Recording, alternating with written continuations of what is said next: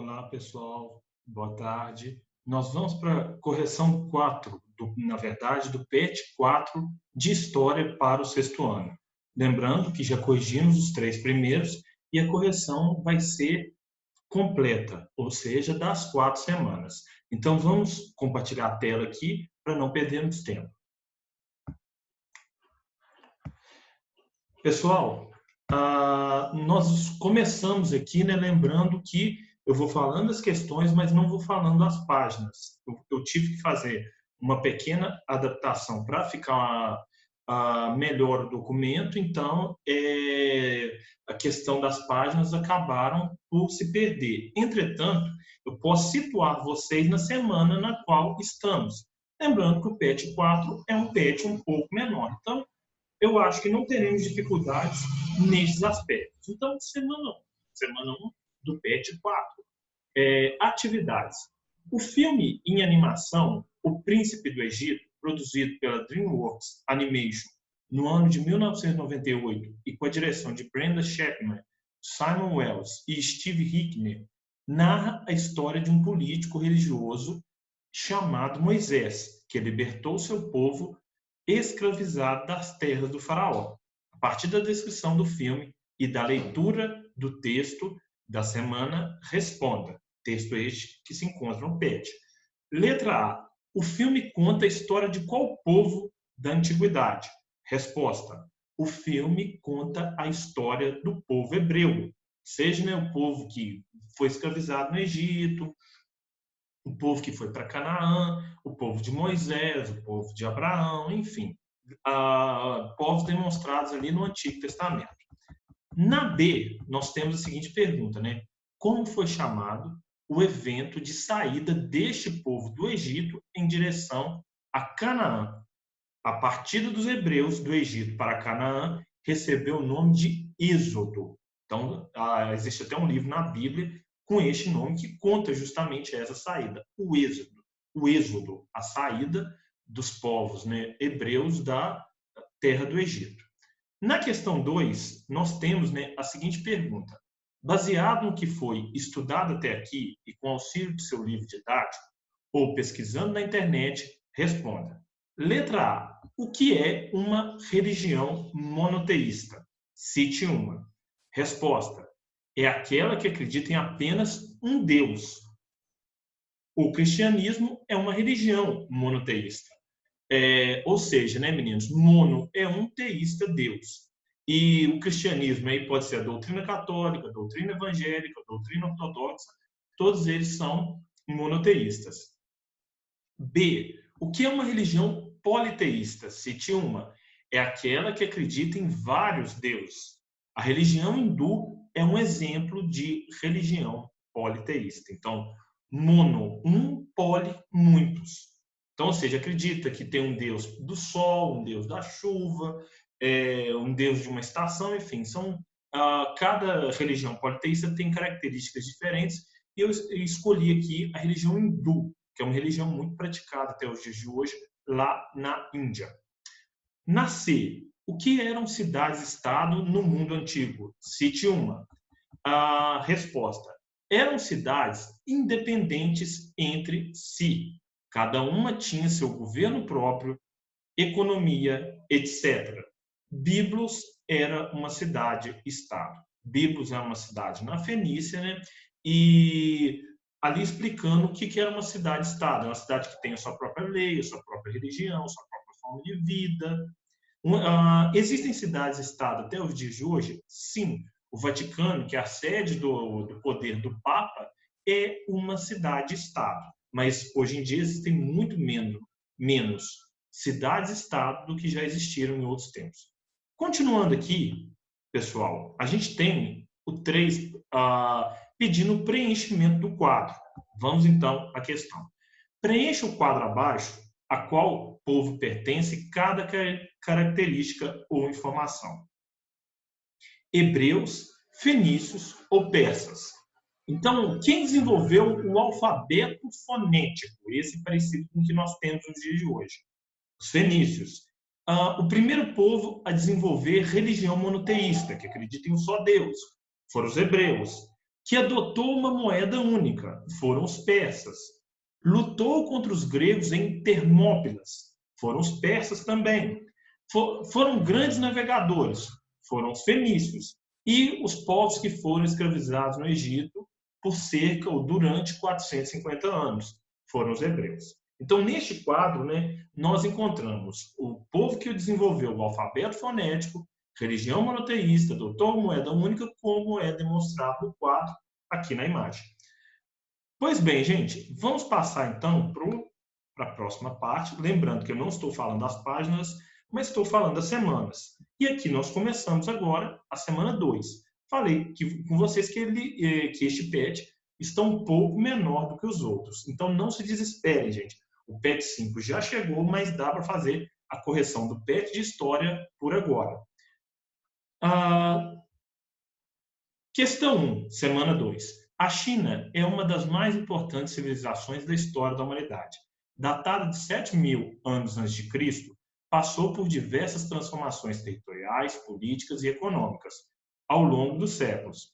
Mediante as aulas sobre civilização chinesa, responda.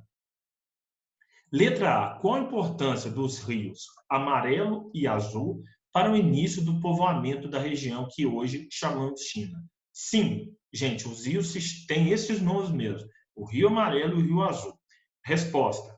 Inicialmente vivendo do cultivo de arroz e outros cereais, os habitantes dessa região aproveitaram-se da grande fertilidade das terras ocasionadas pelas cheias desses rios. D. Explique o que é uma dinastia. Série de reis ou soberanos de uma mesma família que se sucedem no trono, no poder. Então, por exemplo, o Dom Pedro I era pai do Dom Pedro II aqui no Brasil. E aí eles eram da mesma família, então logo eles faziam parte da mesma dinastia. Na C, qual a importância da dinastia Qin para o Império Chinês? A dinastia Qin ou Qin unificou o território do Império Chinês. Então, ou seja, trouxe unidade para regiões que antes estavam separadas. D. O que foi a Rota da Seda? Resposta. Foi uma importante rota que ligava a China à Europa, possibilitando transações comerciais entre o Oriente e o Ocidente. Então, essa foi a Rota da Seda. 2. Para justificar a sociedade de castas, os indianos antigos determinaram que cada casta era originária de uma parte da divindade suprema, o Brahma, conforme imagem abaixo. Determine a função de cada casta desta sociedade. Então, cada casta teve uma divisão desse deus Brahma. E aí, segundo de onde veio, existe ali a função social. Então, vamos pegar cada uma dessas classes, desses grupos. O primeiro deles eram os chamados Brahmanes, controlavam os rituais e ocupavam os altos cargos no Estado. Então, ou seja, eram os mais ricos, eram os que governavam, ministros, secretários. Os Kshatriyas eram nobres e guerreiros, ou seja, também eram privilegiados, pois eram responsáveis pelas guerras e por defender a Índia de invasões estrangeiras. Os Vaixás eram comerciantes e agricultores, ou seja, responsáveis por vender e comprar mercadorias, além de produzir na terra. Os Sudras eram os servos que trabalhavam nas casas das castas mais altas. Então, ou seja, eram os trabalhadores, o trabalhador doméstico, enfim, aqueles que faziam trabalho dentro dos palácios, das casas, enfim. E os Dalits, que estão abaixo de todos, eram aqueles que não tinham castas. Ou seja, eles nem vieram do deus Brahma, do deus Brahma. Eles vieram da poeira de onde o deus Brahma pisou e aí foram criados a partir disso, sendo muito discriminados naquela sociedade. Continuando aqui, meninos, a gente entra na semana 3. Falei com vocês que essa semana, que esse PET é um pouco menor, por isso vocês não precisam se desesperar. Semana 3, questão 1. Pesquise no seu livro didático ou na internet a definição dos seguintes termos gregos. A. Democracia. Definição: governo em que o povo exerce a soberania. Demo, governo em grego, cracia, povo. Então, povo no governo, o povo no poder. B. Política. Definição: arte ou ciência de organização, direção e administração de nações. Aí vocês podem me perguntar, Flávio, mas política aqui no Brasil tem outro sentido. Não, mas o sentido grego é a arte de se dirigir e administrar uma cidade, um estado ou um país. Aristocracia, definição: grupo ou classe que detém privilégios, nobreza. São os mais ricos, são os mais poderosos, que muitas vezes também acabam por deter poder político. E D, diáspora, dispersão de um povo em consequência de perseguições. O que é ser disperso? Ser separado, é fugir todo mundo em partes separadas. Na 2, explique a diferença entre os gênus e os demos na sociedade grega durante o período homérico. Então, a definição de gênus: propriedade de terras onde viviam membros de uma mesma família. O que isso significa, né? Vamos supor os gêmeos da família Silva. Então, todos ali que viviam naquela propriedade faziam parte da família Silva. E assim por diante. O demos era a união de vários gêneros, deixando de lado o caráter familiar. Então, os gêneros da família Silva, com os gêneros da família Souza, com os gêneros da família Costa, com os gêneros da família Teixeira, se juntam ali, por exemplo, e acabam por formar o demos, que é essa união entre vários gêneros que vai crescendo até se formar em cidades. Pois bem, gente, nós temos aqui um texto sobre história antiga. Eu não vou ler, não, como eu mesmo falei, eu pretendo ser um pouco mais breve nesta correção, porque o PET não é tão grande, mas vamos para as respostas, né? Letra A. A versão da história antiga, criada pelos europeus, representa bem a história do mundo ou a do Brasil? Justifique. Não, porque a história antiga representa uma visão europeia da história. Então, ou seja, quando nós temos lá aquelas divisões entre história antiga, história medieval, história moderna e história contemporânea, é uma divisão que atende à Europa. Então, por que nós vemos essa divisão? Porque a nossa história está muito ligada à história da Europa, mas também nós temos a divisão nossa aqui do Brasil. Por exemplo, né, história colonial, Brasil colonial, Brasil império, Brasil república. Então, cada lugar divide a história de acordo com os seus acontecimentos locais. E B,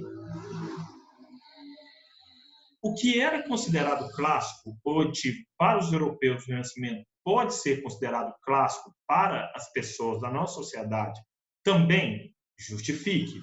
Não, porque as sociedades são distintas, ou seja, diferentes, tendo hábitos, valores e costumes diferenciados. Então, aquilo por que uma sociedade pode chamar de belo e bonito, outra sociedade não. Sempre está de acordo com a história, com a cultura, com aquilo que ela aprendeu. Vamos para a semana 4, então.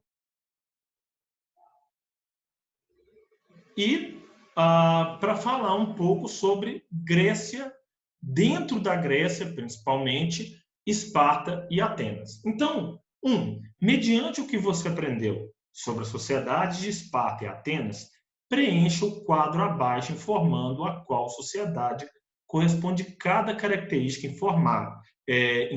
Então, na Grécia Antiga, as duas principais cidades eram as cidades de Atenas e Esparta. Atenas privilegiando mais o saber político, o conhecimento filosófico, e Esparta privilegiando muito a guerra, a atuação militar. Então, né, nós temos as características e do lado a cidade que tem essas características, né? Então, começando, sociedade militarizada, Esparta, legislada pela Jerusa, ou seja, comandada pela Jerusa, mandada pela Jerusa, que era um grupo de pessoas que governavam Esparta, controlada por uma aristocracia, ou seja, alguns, né? Esparta e Atenas, porque a Jerúsia era um tipo de aristocracia. Sociedade oligárquica, o poder estava com alguns grupos. Esparta e Atenas, então, as duas cidades também. Adeptos da democracia, Atenas. Legisladas pela eclésia, Atenas. Mulheres circulam livremente, Esparta. E mulheres sem participação política nenhuma, de nenhuma forma, Atenas. Então, essas são as características, né, de Atenas e Esparta. Complete no seu PET direitinho, em outro momento posso mandar um vídeo falando sobre isso. Continuando aqui, pessoal. Na questão 2, nós temos a pergunta, né? 2. Atualmente, a grande maioria dos países ocidentais vivem regimes considerados democráticos e defendem a democracia como fator essencial para a vida pública de suas sociedades. Sabendo que este conceito surgiu em Atenas no século VI a.C. e que nações como o Brasil são adeptos desse regime, escreva o que você entende como democracia na atualidade. Então, vamos pegar aqui, vamos definir o que é democracia nos nossos dias.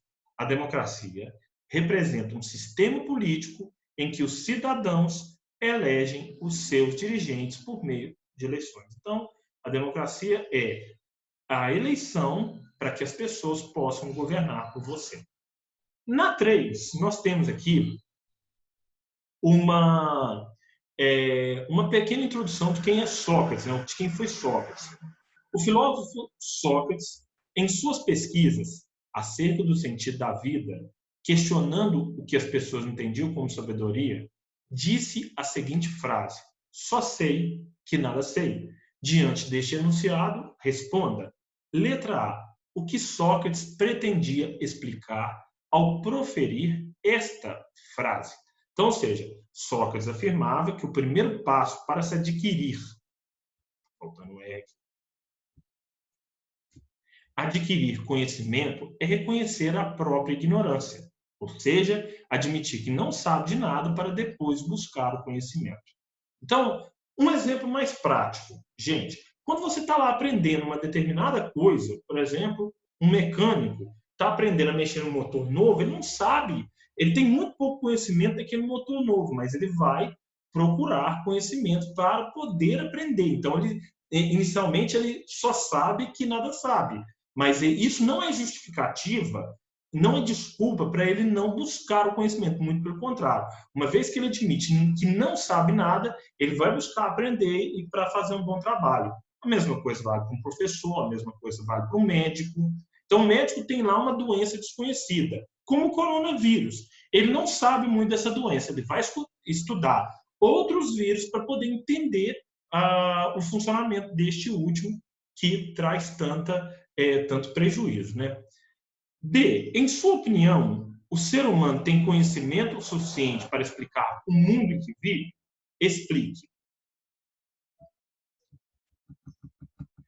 Resposta: o ser humano detém uma grande quantidade de conhecimento, mas ele é incapaz de explicar tudo. O que isso quer dizer? Que por mais que você saiba muito, você não consegue explicar tudo. 4.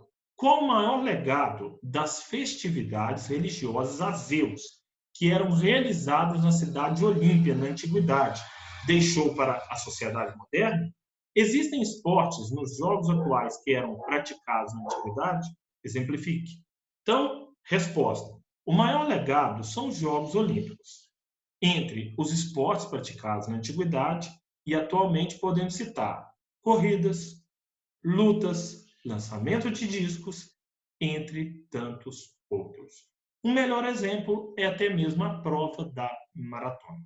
Pois bem, gente, essa é a correção do PET 4 de História, a correção completa. Vou interromper o compartilhamento. Pessoal, uma última mensagem antes de eu terminar. Se você não entregou os PETs anteriores, procure os professores, procure a direção da escola para poder realizar essa entrega.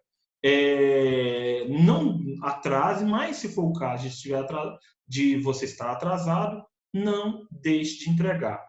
Um abraço a todos e até a próxima correção.